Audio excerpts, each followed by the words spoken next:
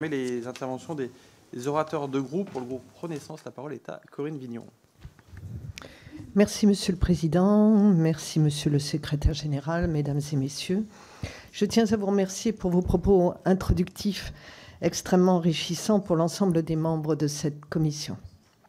Le groupe Renaissance tient ici à souligner l'effort budgétaire du gouvernement pour la loi de programmation militaire où 413 milliards d'euros seront déployés sur 7 ans. 2024 constitue donc la première étape des engagements votés l'an dernier. Cette loi de finances consacre donc 47,2 milliards d'euros en 2024, soit une hausse de 3,3 milliards d'euros par rapport à la loi de finances 2023. Nous serons au rendez-vous de vos préoccupations concernant la fidélisation des militaires et la revalorisation indiciaire. 2024 verra la revalorisation des sous-officiers à hauteur de 800 € bruts et qui sera suivie en 2025 par celle des officiers. Je sais que vous serez particulièrement attentifs à ce point.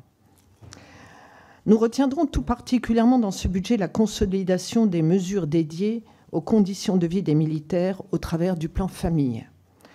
Ce sont 70 millions pour l'année 2024 sur 750 votés lors de la LPM. L'objectif est ici d'accompagner le militaire et sa famille lors des mutations géographiques et d'atténuer les impacts des contraintes opérationnelles en améliorant leur quotidien et celui de leurs conjoints dans leur territoire. À ce titre, des efforts avérés sont engagés en direction de la petite enfance, sujet récurrent où l'attente est forte chez les familles. 2024 verra la création de 200 places de crèche supplémentaires, soit un tiers de l'objectif fixé à 600 berceaux d'ici 2027. Autre sujet de préoccupation des familles des militaires, le logement.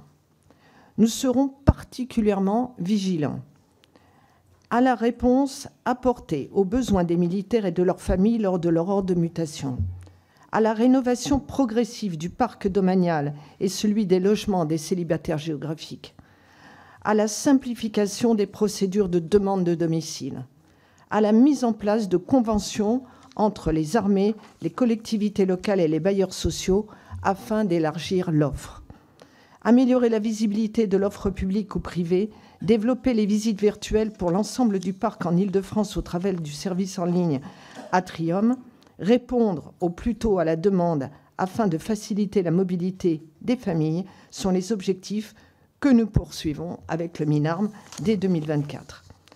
Aussi, mesdames et messieurs, pouvez-vous nous donner votre avis sur l'accélération des mesures prises pour favoriser l'implantation des familles dans leur nouveau domicile et nous préciser les écueils auxquels ils sont confrontés? Je vous remercie. Merci. Alors,